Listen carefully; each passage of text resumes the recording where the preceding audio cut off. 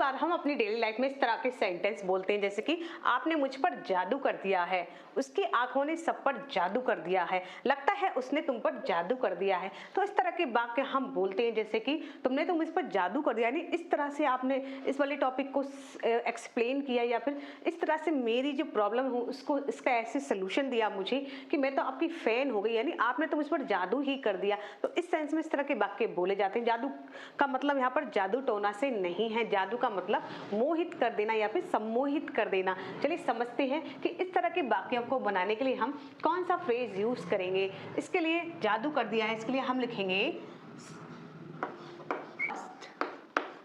A spell, cast a spell.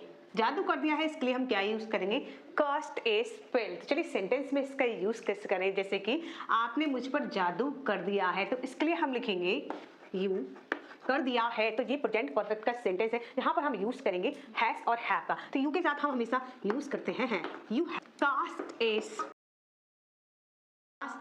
Spell on, किस पे, मुझ पर। तो लिख देंगे हम, क्या होगा इसके English, you have cast spell on me, यानी आपने मुझ पर जादू कर दिया है। नाउ नेक्स्ट सेंटेंस इज उसकी आंखों ने सब पर जादू कर दिया है। तो इसके लिए हम लिखेंगे उसने, तो इसके लिए हम लिखेंगे her eyes cast a spell on, सब पर। तो यहां पर हम लिख देंगे एवरीवन। क्या होगा इसकी English, her eyes cast on spell on everyone, यानी उसकी आंखों ने सब पर जादू कर दिया है। नेक्स्ट सेंटेंस हमारा लगता है उसने तुम पर जादू कर दिया है। तो इसके लिए हम लिखेंगे लगता है, इसके लिए हम लिखेंगे इट सीम्स उसने तुम पर जादू कर दिया है, she has cast a spell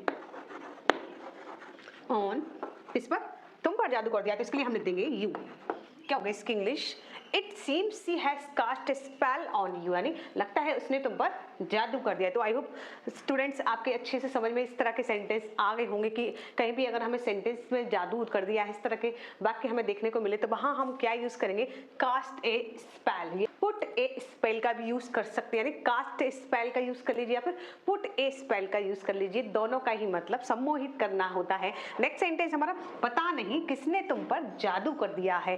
तो इसके लिए हम लिखेंगे, तो इसके लिए सबसे पहले हम लिखेंगे पता नहीं, इसके लिए आई डोंट नो, बीच में आ गया किसने तुम पर जादू कर दिया है। तो इसके लिए हम लिखेंगे हु, उसके बाद हम लिखेंगे has, who has cast a spell, किस पर, तुम पर। तो इसके लिए हम लिख देंगे ऑन यू।